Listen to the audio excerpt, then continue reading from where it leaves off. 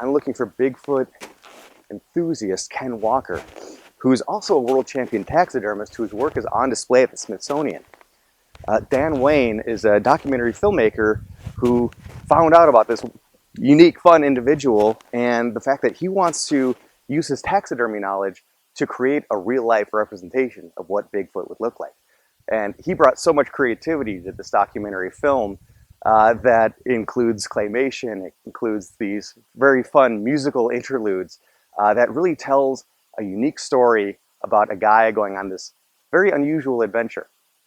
So let's meet up with them right now up at Slamdance, Park City, Utah. I used to be a photographer and had kind of transitioned out of that, and I was shooting a little bit of film. Um, and I was looking for something to get me away from the computer that was a little more old school and traditional and use my hands. And I was attracted to that combination of art and craft and science that is required. And there's chemistry with tanning, and it reminded me of work in the darkroom, and it's kind of weird. It's very weird, of course. And so I got some books from the library, and I started learning how to do it. And I found this forum, and all the best taxidermists in the world were on this forum giving out tips to beginners and sharing information with themselves and talking about the industry. And I was fascinated by it. And I thought, there's a great documentary here somewhere, and I knew it would be character driven because these guys were real characters. So I started following them, from my desk, and I had a running list, and Ken was featured in a book by Melissa Milgram called Still Life Adventures in Taxidermy. So I knew about him. And he's, all taxidermists, well, not all of them, but most of them specialize in one type of taxidermy, like birds or fish or mammals. And Ken is kind of known as a mammal taxidermist, but he's really known for his recreations, which are very specific. And they require a lot of research and creativity. And it involves taking or building another animal, like an extinct or endangered animal, out of other animal hides. And so he did an Irish elk and a giant panda and a saber-toothed tiger, and these are legendary in the industry. People talk about them all the time. So I knew he had a thing about Bigfoot, but I didn't know how obsessed he was with it. And when I decided, okay, it's time to get this thing started, he was at the top of the list, and I sent him a message, and he called me back and immediately started talking about Bigfoot. And then he told me he was going to build a Bigfoot, and I thought, that's the movie.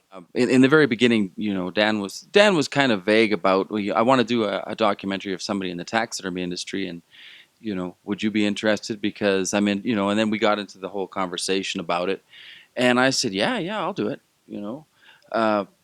and then I talked about the investigations I had been doing in the hunting community with people who had seen Sasquatches. So everybody comes through my shop, they get third degree, and then they send their friends, and I ended up getting all kinds of amazing accounts from people. And I started going out in the field and investigating sightings and things like that. And then I looked at the Patterson film, and to a trained eye, when you see the whole thing stabilized, slowed down, and now it's in 4K. They've remastered it. To the trained eye, you only have to look at it for a few seconds to realize that it's not fake. All of the limb ratios are outside of human parameters, all of them. From the short shin bone as compared to the femur, the length of the head going 5 times into the body instead of 6 times like a human, just all kinds of things. The width of the shoulder joints is impossible. It's outside of human parameters. And so if you have a trained eye like I do, you see this right away, and I'm like, I have reference to build something. So I don't like building anything without some kind of reference or at least really good investigation. So I decided to build the Patterson creature solely based on what was in that film. Anything I guessed at, like eye color and things, I went into BFRO databases to people who described the color of their eyes up close and things like that. So I didn't really embellish anything. I just built what had been recorded. So this was pretty interesting to him, and so it just evolved from there, and we got to be pretty good friends too. It's tricky, and it's something I thought about very hard through the whole course of editing because, I knew pretty quick it was going to be a comedy. A lot of it's borders on the absurd, and Ken is funny, so it took him a little while to loosen up, but I did get him to loosen up because, he's funny, and that's one of the reasons I wanted to make a movie about him. And earlier cuts, yeah, I was a little worried that I was making fun of him a little too much, and between, I can make fun of him and he knows that it's different, but in a film, you kind of walk that fine line, and there, sometimes just a couple frames, and we were talking about this recently. There's a line that he says about having proof, and the original cut was before he smiled. And it does make him look a little bit nutty, but of course he knows that it's how it comes across. And I went back and added, just a half a second of him kind of grinning. And it really, that makes a big difference. So yeah, those are things that you just kind of watch it. It's tough after you're editing and you see it so many times over and over, but you kind of do test screenings and get the feeling of how he comes across. And yeah, I think I pulled it off. I have zero fear of ridicule. Zero. None whatsoever. I can make fun of me better than anybody. Really, it's not even a contest.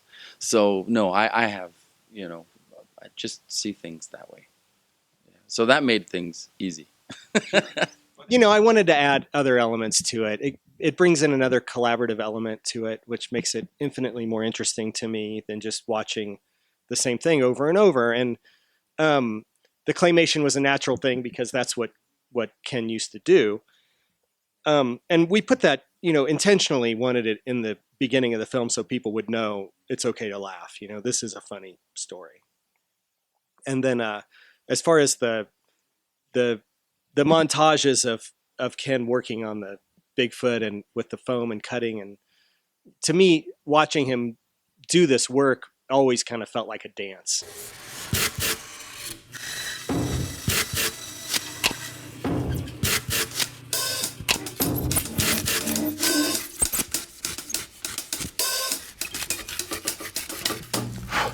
That he's dancing with this Sasquatch, and the noise that the foam cutting and rasping and all these things, it just seemed natural to me that it's a rhythm. He's always, sharpening his knives on that, the steel, and it'll do like, shaving a haircut, with it. He always does stuff like that. And so I just knew that I was going to use it that way.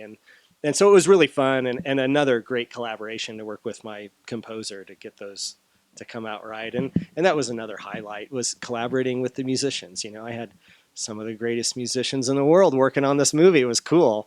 And we went in to record, and my composer had all the I didn't know how they were going to do it. I thought they were going to watch an iPad and do the music, but he had composed everything, with a click track.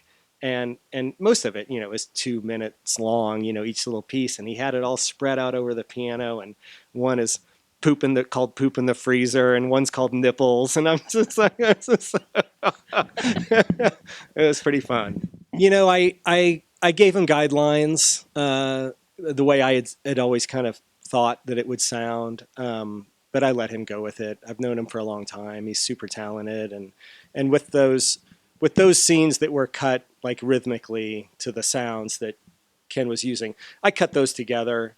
I had him give me a click track, and then I cut them together and kind of in a crude way, and then told him, just redo all the sound however you want it. And that's what he did. No, actually, the first time I saw it finished, Dan came up with the movie and sat me down, and I watched it. He waited a long time before I saw any of it, which I was grateful for. I gotta mention that I knew Ken would understand that, because I've always heard him say he's not going to show a client a piece of taxidermy until it's finished. He doesn't want any input. He doesn't want people to think it's done or not done when he knows it's not done. So I knew he would understand that. Yeah, and I told a lot of people, because obviously, people knew we were filming it, and they were always asking me what questions about the movie, and I was constantly reminding people that it's not my movie. It's about me. And I had, high hopes and total faith, really, that Dan was going to make an honest movie, because there was a lot of things in there that easily could have been used out of context, that could have even been damaging to people. And and when I looked at it, for as much as I was uncomfortable by some of it, it's absolutely honest. There's nothing I can say in that movie that's taken out of concept or didn't actually happen or narrate what actually happened. It's a very, very honest movie. And if I just stepped outside of myself and watched it that way, I found it extremely entertaining.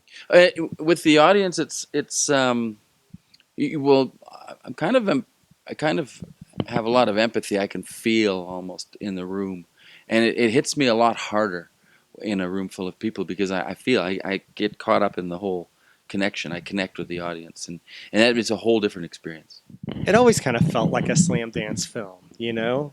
It's I like to think it's kind of edgy, you know, and it's very independent and a little non-conventional. Um, so I always thought this would be a good place for it.